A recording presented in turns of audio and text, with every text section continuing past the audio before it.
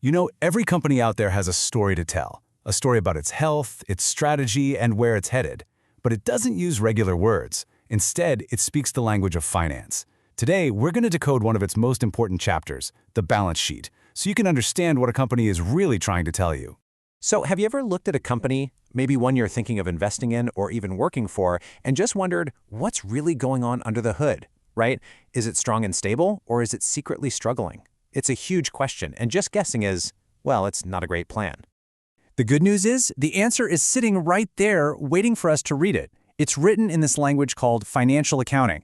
And this isn't just about crunching numbers, it's a whole system that shows you a company's true financial position, which helps all of us make much smarter decisions. Okay, so to get started, we've got to understand the whole point of this language in the first place. What is it actually trying to communicate?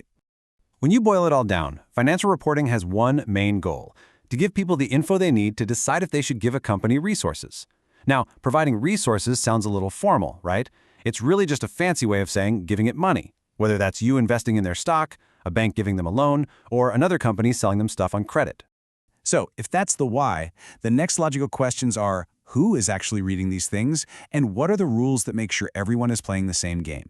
Well, there are two main groups. First, you've got your external users. We're talking investors trying to decide where to put their money, creditors deciding if a company's good for a loan, and even government agencies making sure everyone's following the rules. And then you have the internal users. That's the management team, employees, the board. They're all using this exact same information to make big decisions about how to actually run the business. Now, for this information to be even remotely useful to all those different people, it has to be consistent. It has to be comparable. You can't just have every company making up its own rules as it goes along, right? That would be chaos. And that's where GAAP comes in. In the US, generally accepted accounting principles are the official rulebook.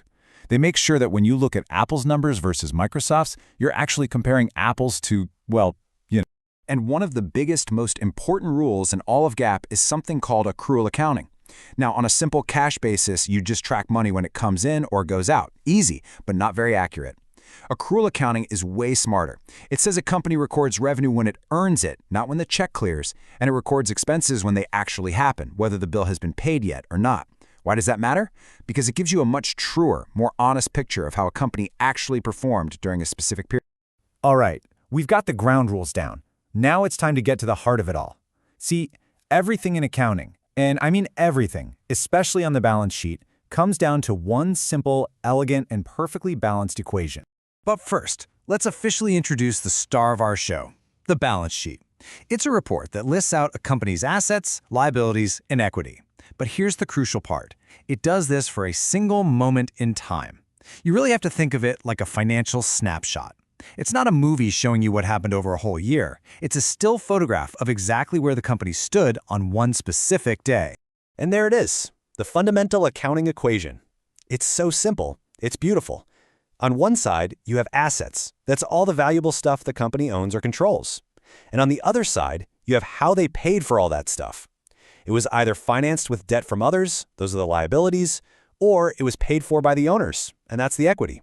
Simply put, what you have has to equal where it came from. The magic of this equation is that it always has to balance. Every single thing a company does has a dual effect. Think of it like an old-school balancing scale. If you put a weight on one side, you have to do something equal on the other side to keep it perfectly level. Let's look at how that works.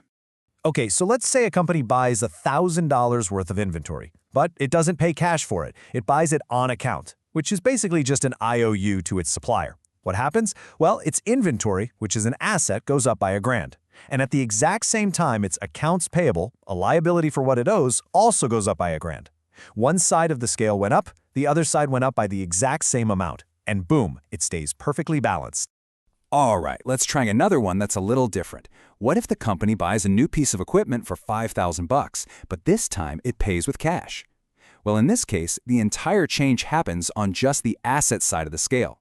The equipment asset goes up by $5,000, but the cash asset goes down by $5,000. The company just swapped one asset for another. The total value of assets didn't change at all, so the equation, you guessed it, remains perfectly in balance. So now that we've seen this equation in action, let's just make sure we're 100% clear on what these three big words, these core components, actually mean. It's really pretty intuitive. Assets are just all the resources the company controls that are going to help it make money in the future. Things like cash, inventory, machinery, buildings. Liabilities, those are the debts what the company owes to other people, like banks or suppliers. And equity, that's the owner's slice of the pie. It's what would be left over for them if the company sold off all its assets and paid back all its debts. Now, to make the balance sheet even more useful, accountants break down assets and liabilities into two smaller groups, current and non-current. And the dividing line is super simple, 1 year. Current just means it's expected to be used, turned into cash, or paid off within the next year. And this is where you can find some really quick insights. By comparing current assets to current liabilities, you can instantly get a sense of whether a company has enough cash on hand to pay its bills over the next 12 months. It's a fantastic quick check on its short-term health. Okay, this is so important.